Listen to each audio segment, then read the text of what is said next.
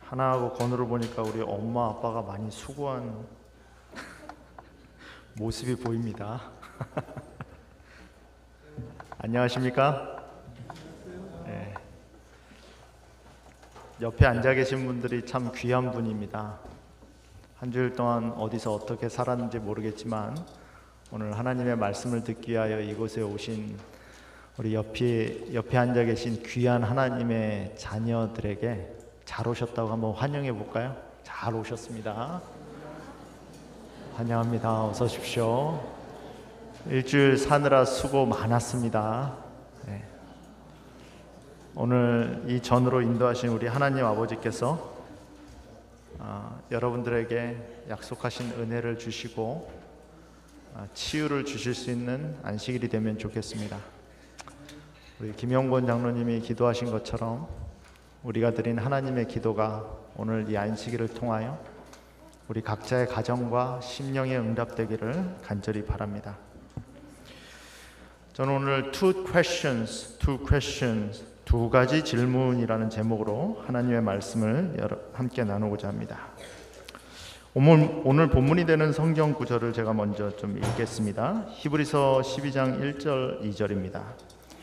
이러므로 우리에게 구름같이 둘러싼 허다한 증인들이 있으니 모든 무거운 것과 얼매이기 쉬운 죄를 벗어버리고 인내로서 우리 앞에 당한 경주를 하며 믿음의 주요 또 온전하게 하신 이인 예수를 바라보자.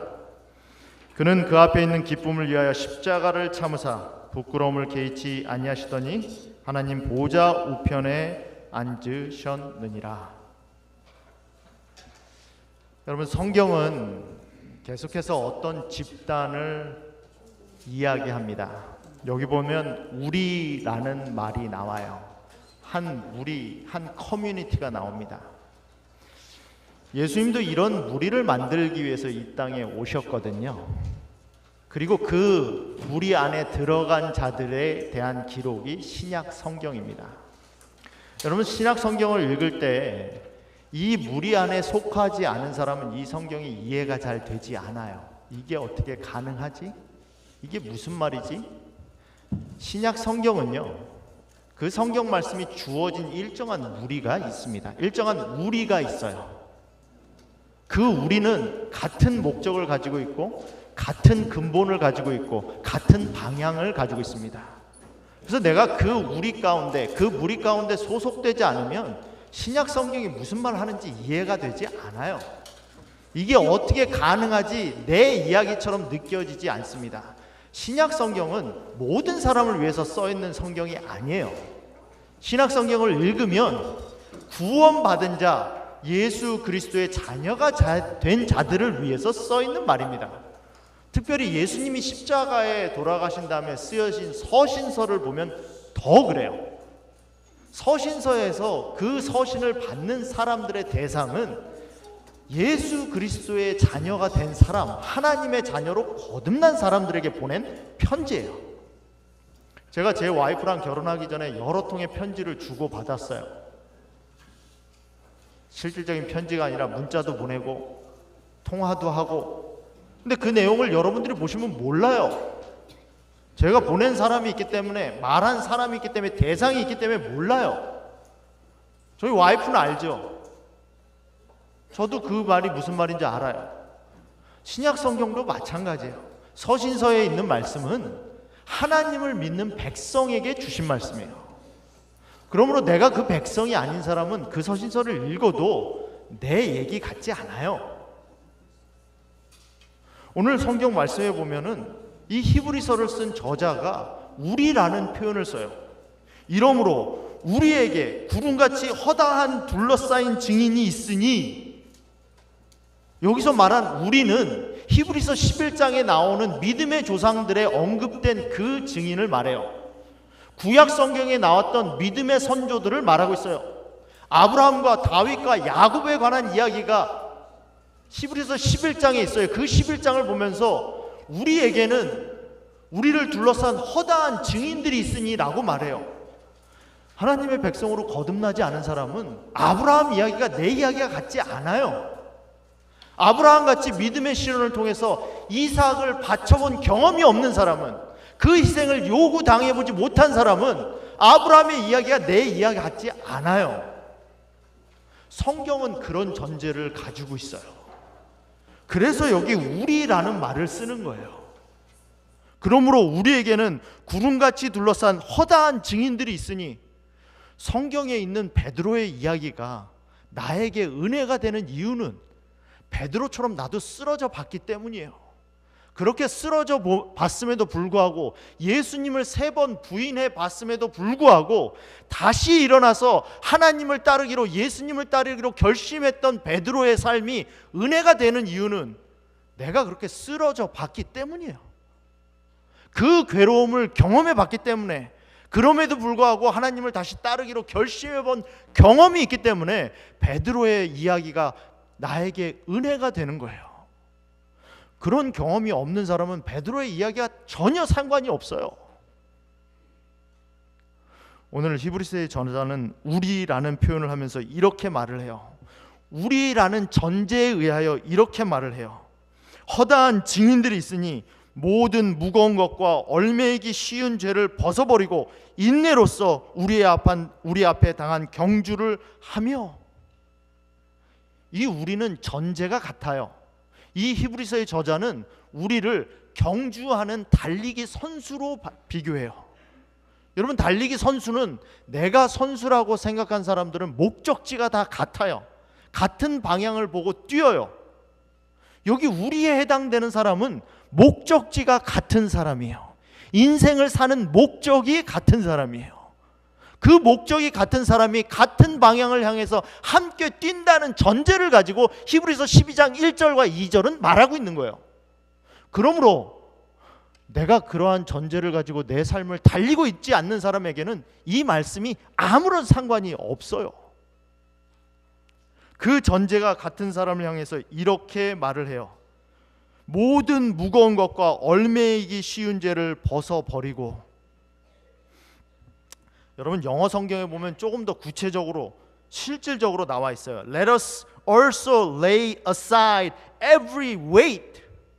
여러분, 운동하는 선수가, 달리기 하는 선수가 보찜을 짊어지고 달리는 선수 봤습니까? 달리기 하는 선수는 바람의 저항이라도 적게 하기 위해서 어떻게 해요? 옷을 아주 딱 달라붙는 옷을 입고 달려요. 달리는데 거침이 되는 것은 다 벗어버려요.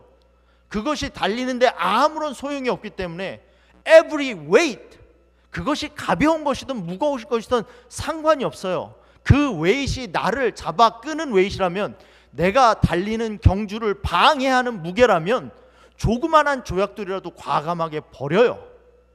그게 이 말씀의 전제예요.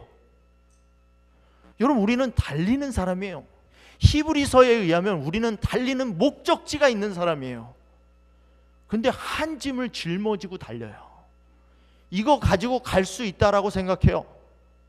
근데 그렇지 않다라고 말해요. Lay aside every weight. 우리에게 무게를 느끼는 모든 것은 버려야 된다라고 말을 해요. 한 주일 동안 참 힘드셨죠? 이곳까지 달려오시는데 어려우셨죠? 예배 드리러 오시는 길이 무거웠죠? 우리를 그렇게 무겁게 만드는 게 뭡니까? 우리를 그렇게 힘들게 만드는 게, 우리가 달리는 경주를 방해하는 짐들은 무엇이 있습니까? 오늘 히브리서의 저자는 우리가 달리는 경주에 있어서는 모든 짐을 벗어버리라고 말을 합니다. 여러분, 그게 우리의 전제예요. 심지어는 올림픽 경기가 처음 시작됐을 때는 아예 옷을 벗고 경기를 했어요. 헬라어로 지마스티케라는 말은 이 짐노스에서 나온 헬라어예요. 이 짐노스라는 말은 무슨 말이냐면 옷을 벗다라는 의미예요. 예수님 당시에 올림픽 경기 때는 옷을 아예 다 벗고 달리기를 했어요. 옷을 아예 입지를 않았어요. 여러분, 우리 삶에서 내가 가는 방향이 같고 목적지가 같다면 우리를 그 목적지로 가지 못하게 하는 무게가 있다면 그거 벗어내셔야 돼요. 모든 걸 벗어버려야 돼요. 나를 붙잡고 있는 것이 있다면 끊어버려야 돼요. 그게 오늘 성경이 말하는 우리의 전제예요. 그렇게 하지 않으면, 내가 갈 수 있는 길에서 나를 잡아 끄는 것을 끊어내지 않으면 우리가 당하는 경주를 쉽게 갈 수 없다라고 성경은 말을 합니다. 여러분, 우리 한결이가 오케스트라에 들어가서 연주를 합니다. MCY라고요. 참 축복받은 나라입니다. 한 2,000명이 들어가는 정식 그 연주 홀이에요. 스트라스무어라는 연주홀에서 지난주 일요일 날 연주를 했어요. 언제 그런 곳에 서보겠어요? 카메라 8대가 사람이 달라붙어서 연주하는 모습을 찍습니다. 미국에 산다는 건 참 축복받은 거예요. 한 800명의 10개의 오케스트라를 통해서 매주 모여서 연습을 해요. 저희 아이가 연습할 때 제가 라이드를 내주는데 한번 따라갔어요. 따라가서 대개 그냥 드랍해주고 오는데, 어떨 때는 제가 그냥 거기 머물러 있어서 연습 끝나고 데려와요. 아이들 연습하러 들어가는 아이들을 보면 다 고등학생들이거든요. 저희 한결이가 들어가 있는 오케스트라는 한 60여 명이 모이는데, 반바지를 입은 아이, 뭐 껌을 쫙쫙 씹으면서 들어가는 아이, 슬리퍼를 끌고 오는 아이, 일본의 뭐 백인의 뭐 인도의 여러 가지 아이들이 각가지 모습으로 거길 들어가요. 야, 저런 애들 데리고 어떻게 연주를 할까? 연주가 제대로 될까? 그런 생각이 들어요. 근데 신기한 건요, 연습이 딱 시작되면 정말 아름다운 소리가 그 오케스트라를 통해서 나와요. 지휘자가 딱 서서 소리를 지르면서 박수를 쳐가면서 딱딱딱딱 거리면, 그렇게 흐지부지 들어가고 헐렁거리면서 들어가던 애들이 일사불란하게 움직이면서 아름다운 소리가 나와요. 제가 너무 그게 신기해서 한번 비디오를 제 전화기로 찍었어요.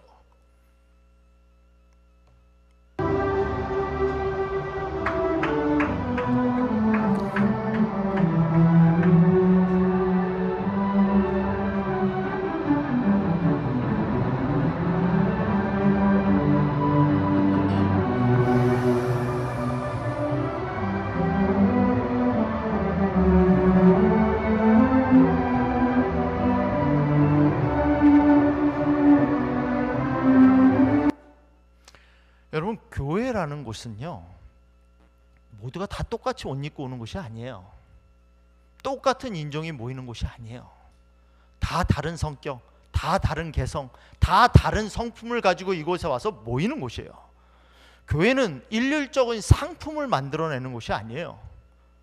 전부 다 그런 개성들이, 다른 사람들이 모여서 한 사람을 바라보는 곳이에요. 하나의 원칙을 공유하는 곳이에요. 하나의 목적지를 향하여 달려가는 사람들이에요. 그렇기 때문에 교회가 아름다운 거예요. 그렇기 때문에 오케스트라에서 그렇게 아름다운 소리가 나듯이, 그들이 똑같은 악보를 보고 똑같은 곡을 해석하는 지휘자에 따라서 모두 같이 소리를 내기 때문에 오케스트라가 누가 와도 그 자리에 모인 사람들은 그렇게 아름다운 소리를 낼 수 있는 것처럼, 교회는 똑같은 사람들이 모이는 곳이 아니에요. 다른 목소리를 가지고, 다른 의견을 가지고, 다른 마음을 가지고, 다른 삶 가운데서 이곳에 다른 짐을 진 사람들이 모였을지라도 그 사람들이 똑같은 말씀을 보고 똑같은 목적지를 향하여 같은 예수 그리스도를 믿고 나가는 곳이 바로 그것이 교회예요. 그래서 우리는 하나가 될 수 있는 거예요. 내가 너와 같기 때문에 하나가 되는 게 아니에요. 내가 너와 같은 것을 좋아하기 때문에 하나가 되는 거 아니에요. 내가 너와 같은 성향을 가지고 있고 내가 너와 친구가 될 수 있기 때문에 우리가 하나가 되는 게 아니에요. 우리가 하나가 될 수 있는 이유는 한 가지예요. 우리는 같은 예수 그리스도를 믿기 때문이에요. 그래서 옆에 있는 사람이 참 귀한 거예요. 그의 삶에서 참 어떤 어려움과 어떤 역경에 있는지 모르지만 오늘 그 사람은 내가 믿는 그 예수님을 같이 믿기 때문에 오늘 여러분 옆자리에 앉아 계신 거예요. 그래서 참 귀하고 아름다운 거예요. 그래서 오늘 우리가 이 교회에 와서 함께 뭉쳐서 하나님 앞에 예배를 드릴 때 우리의 모습 가운데, 우리의 찬양 가운데 하나님의 임재가 임할 때 거기에 아름다움이 있는 거예요. 때때로 반바지 입고 와도, 때때로 슬리퍼 끌고 와도, 준비되지 않은 목소리로 와도, 때때로 연습을 잘 하고 오지 않은 모습으로 와도, 좀 연습 많이 한 사람이 바이올린 열심히 연습하면 연습하지 못한 아이가 그 연습한 소리에 끼어갈 수 있듯이, 그게 교회예요. 그게 하나님을 믿는 무리의 모습이에요.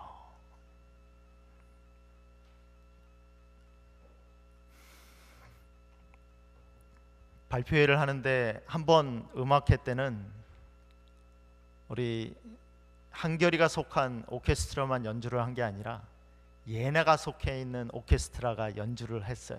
그래서 예나가 속해 있는 오케스트라 연주를 먼저 듣고 그 다음에 한결이 오케스트라를 들었어요. 근데 여러분 악장이라고 아시죠? First chair. 오케스트라가 있으면 그 오케스트라 중에 First chair가 있어요. 지휘자가 나오기 전에 이 악장이 먼저 나와서 뭐 합니까? 조율을 해요. 낑 하고 소리를 내죠. 그러면 스트링들이 전부 다 그 소리를 다 맞춰요. 한 소리에 조율을 통해서 소리, 음정을 똑같이 맞춰요. 근데 예나가 악장이더라고요. 예나가 와가지고 바이올린 이렇게 하니까 앉아있던 한 40-50명 되는 아이들이 그 소리에 다 맞춰요. 좀 바이올린 줄이 풀린 아이, 좀 바이올린 줄이 탱탱하게 되어 있는 아이 다 어떻게 해요? 탱탱하게 되어 있으면 너무 높으면 풀르고 너무 낮으면 다시 조이고 해서 뭐예요? 다 악장 소리에 맞춰요. 그래서 뭐예요? 그래서 한 소리를 내요. 오케스트라가. 우리는 우리 소리 내러 모인 거 아니에요. 예수님을 믿는다는 건, 교회에 온다는 건, 예배를 드린다는 건 내 소리를 내는 게 아니에요. 성령이 들려주는 소리에 우리를 좀 맞추는 거예요. 한 주일 동안 풀어졌던 사람이 있으면 좀 조이는 거예요. 너 너무 풀어져 있으니까 좀 조이고, 너무 흐트러져 있으니까 이제 다시 세우고, 너무 뭉쳐 있어서 꽉 텐션 가운데 있는 사람이 있다면 성령이 주는 소리에 의해서 좀 풀어지고 누그러지고. 그래서 우리가 뭐 하는 거예요? 나를 성령이 주시는 소리에 맞추는 거예요. 그렇게 맞춰지면 그래서 우리가 하나가 되는 거예요. 서로 다 사는 삶이 다르고 서로 가지고 있는 걱정과 염려가 달라도 성령이 주시는 소리에 맞춰서 우리가 하나가 되는 거예요. 여러분 요한복음을 보면 요한복음 1장에 질문이 하나 나와요. 그리고 요한복음 21장에 두 번째 질문이 나와요. 요한복음은 질문으로 시작해서 질문으로 끝나는 장이에요. 첫 번째 질문은 사람이 던지는 질문이고 두 번째 21장의 질문은 예수님이 던지는 질문이에요. 첫 번째 1장에 나오는 질문은 우리를 디스트랙션, 가는 방향에서 흔들기 위해서 주는 질문이고, 마지막으로 예수님이 21장에서 주는 질문은 우리가 디스트랙 되지 않기 위하여, 우리가 다른 곳을 보지 않기 위하여 한 곳에 집중하기 위하여 주는 질문이에요. 저는 오늘 이 두 질문을 통해서 우리가 성령으로 하나로 맞춰지는 것이 뭔지 좀 알았으면 좋겠어요. 다른 거에 신경 쓰는 것이 아니라 성령이 주시는 소리에 우리의 삶을 맞추면 좋겠어요. 성령이 주시는 소리에 우리의 영혼을 좀 맞추는 시간이 됐으면 좋겠어요. 요한복음 1장에 보면 이런 질문이 나와요. 1장 19절에 보면 침례 요한을 찾아온 유대인들이 요한에게 질문을 해요. 예루살렘에서 제사장들과 레위인들을 요한에게 보내어 내가 누구냐 물을 때에 요한의 증언은 이러하니라. 요한이 드러내어 말하고 숨기지 아니하니 드러내어 하는 말이 나는 그리스도가 아니라 한데, 또 묻되 그러면 누구냐? 내가 엘리야냐? 이르되 나는 아니라. 또 묻되 내가 그 선지자냐? 대답하되 아니라. 또 말하되 누구냐? 우리를 보낸 이들에게 대답하게 하라. 너는 내게 대하여 무엇이라 하느냐? 침례 요한에게 물어요. 너 누구니? 너 뭐야? 너 뭔데 그렇게 나서? 너 뭔데 그렇게 사니? 이 질문하는 거예요. 여러분, 침례 요한에게 던진 이 질문은 그냥 질문이 아니에요. 여기서 세 사람을 물어요. 그리스도냐?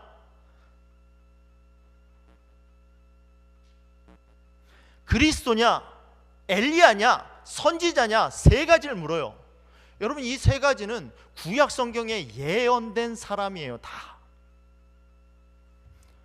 그리스도도 예언이 되었고 엘리야도 예언이 되었고 그 선지자로 표현된 예수님의 길을 만지하는 모세도 예언이 되어 있는 사람이에요. 여러분, 여기서 말한 사람은 다 구약 성경에 오리라고 예언된 큼지막한 역사적인 인물을 가리켜요. 너 그리스도야? 너가 엘리야야? 너가 그 선지자야?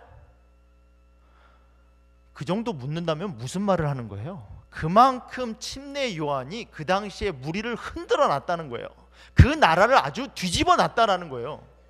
야, 너가 이 나라를 그렇게 뒤집어 놓는데, 너가 사람들에게 그렇게 많은 영향을 미치는데 너 뭐야? 너 뭐길래 그렇게 하는 거야? 지금 이 질문하는 거예요. 너 누구니? 사람이 모이기 시작하고 일이 벌어지기 시작하면 사람들이 궁금해해요. 저 교회는 뭣도 없어 보이는데 왜 저런 일이 벌어지지? 어떻게 저렇게 일을 잘하지? 저게 별것도 없어 보이는데 중동부의 야영회를 참 성공적으로 잘했네. 어떻게 했길래 중동부 야영회를 그렇게 성공적으로 했어요? 무슨 일이 벌어지고 성공하면 사람들이 물어요. 너 뭐니? 뭐 때문에 그렇게 됐는데? 저게 별것도 아닌 것 같은데 지역에 있는 사람이 바제한다고 200명이나 왔다 가네? 수백 명이 왔다 가네? 이 뭐 하는 거지? 나도 한번 가볼까? 너 뭐니? 뭐 때문에 그렇게 되니? 물어요. 너 뭐니? 침례 요한한테 묻는 질문이에요.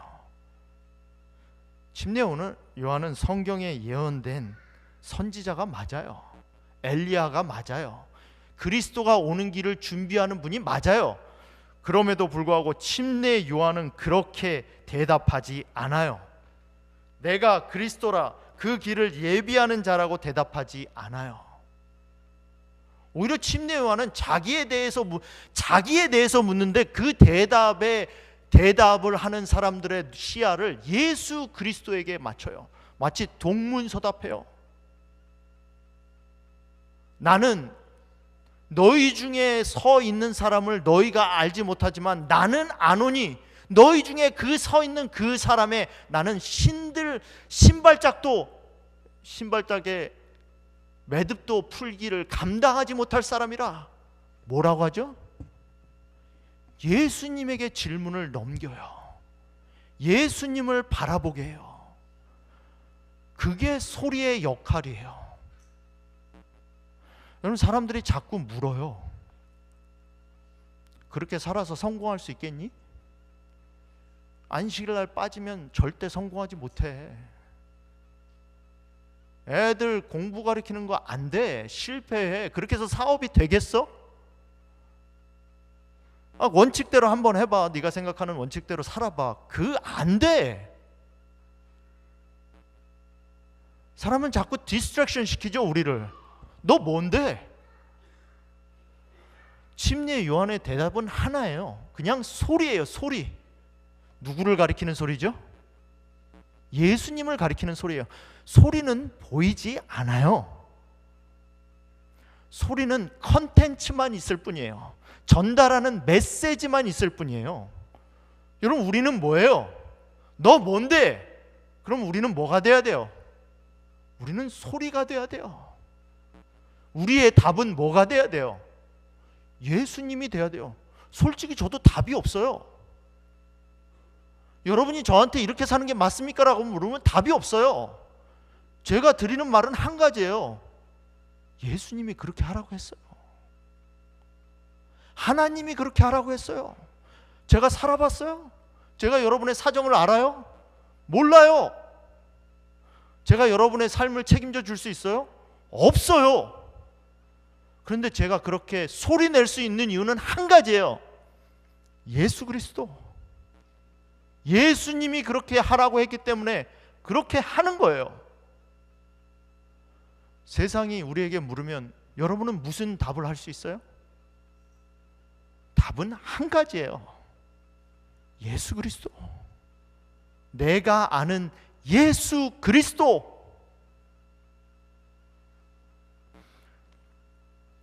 그것이 여러분의 답이 되길 바랍니다. 여러분, 나에 대해서 질문하는 건 다 디스트랙션이에요. 다 우리의 시선을 딴 곳으로 옮기는 거예요.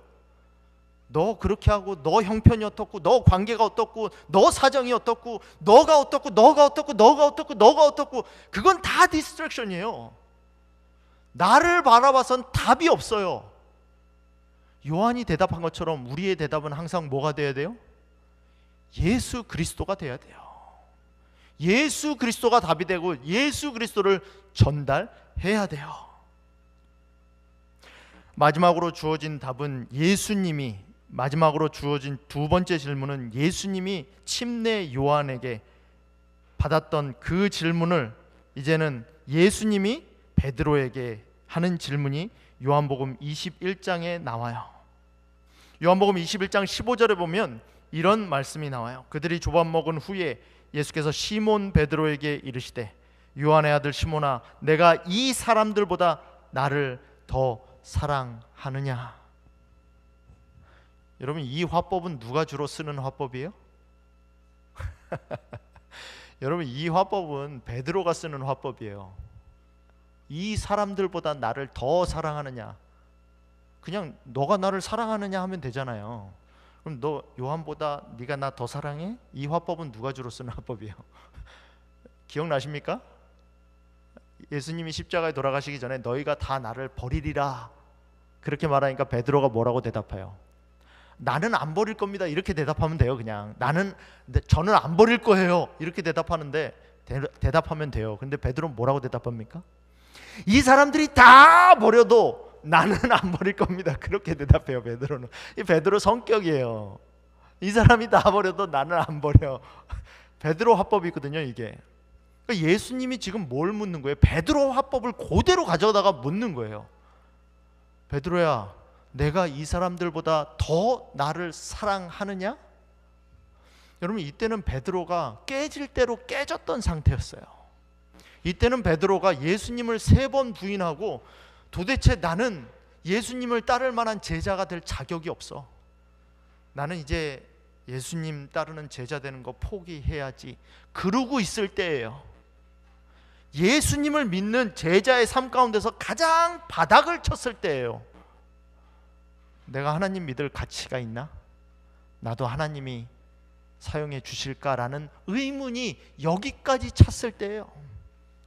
근데 그때 예수님이 질문하신 건 딱 하나예요. 내가 나를 사랑하느냐? 여러분, 예수님 따르고 싶으면 이 질문 하나에만 답하시면 돼요. 너 재산이 얼마나 돼? 너 성경을 얼마나 아니? 너 몇 명이나 구원했어? 교회 일은 열심히 하고 있니? 11금 잘 내고 있어? 이런 거 묻지 않으셨어요. 하나 물으셨어요. 베드로를 다시 세우기 위해서 예수님이 물으신 질문은 하나예요. 뭐라고 묻죠? 내가 나를 사랑하느냐? 나머지는 다 디스트랙션이에요. 나는 중요하지 않아요.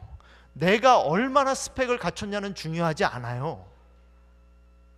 질문이 하나예요. 뭐라고 묻죠? 내가 나를 사랑하느냐? 저는 사랑하는데 우리 애들이 안 도와줘요. 애들이 도와주느냐 안 도와주냐 이거 묻지 않았어요. 저는 좀 하려고 그러는데 교회에서 안 도와줘요. 교회가 잘 협력하느냐 협력하지 않느냐 이런 거 묻지 않았어요.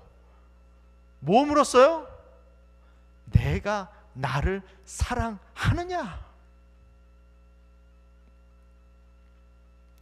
여러분 디즈니랜드 관광하는데 얼마나 드신지 아십니까? 요즘에 한 가족이 가서 한 일주일 동안 4인 가족이 일주일 동안 디즈니 월드죠. 플로리다에 있는 건 가까운 데로 얘기하죠. 플로리다에 있는 디즈니 월드 가서 일주일 동안 그 숙박하면서 생활하려면 얼마 정도 돼야 될까요? 1인당 한 4,000불이면 됩니까? 가격이 꽤 올랐어요. 그래서 한 4인 가족이면 한 16,000불 정도는 돼야 돼요. 누가 물어요. 야, 이번에 디즈니 월드 가는데 같이 갈래? 가고 싶어? 이거 뭐 묻는 거예요? 야, 너는 가고 싶은지 안 가고 싶은지만 얘기하면 돼. 이 말은 뭐죠? 너가 간다라고만 하면 나머지는 내가 다 책임진다는 거예요.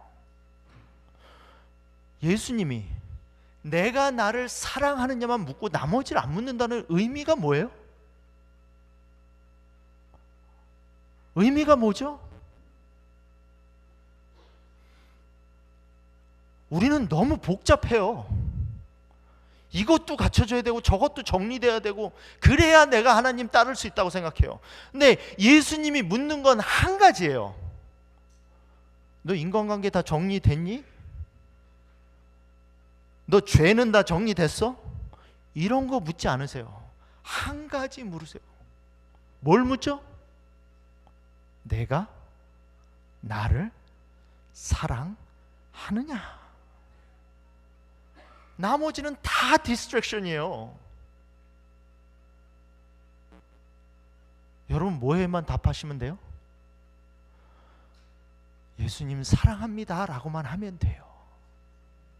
그럼 나머지는 누가 책임져 주시는 거예요? 예수님이 책임져 주시는 거예요. 예수님이 해야 될 대답까지 여러분이 하실 필요 없어요. 예수님이 해야 할 일까지 여러분이 하신다고 나설 필요 없어요. 여러분보다 예수님이 훨씬 더 잘하세요. 훨씬 더 책임질 수 있는 능력이 되세요. 다행히 그분은 하나님이세요. 신이에요. 그 질문을 하시는 분이 전지전능한 신이에요. 신. 그러니까 우리는 대답만 하면 돼요. 한마디로 내 마음만 그분에게 드리면 돼요. 나머지는 하나님이 다 알아서 하세요. 사랑하는 성도 여러분, 오늘 두 가지 질문을 여러분 앞에 드렸습니다. 너는 누구냐? 내가 예수님을 사랑하느냐? 오늘 이 시간 그 질문에 대한 대답을 기도로 하나님께 함께 드리는 시간을 갖겠습니다. 우리가 하나님 앞에 함께 기도하겠습니다. 하나님이 저에게 물으신 질문에 대하여 내가 답을 드리겠습니다. 하나님, 제가 이렇게 고백합니다 라고 하나님께 함께 기도하겠습니다.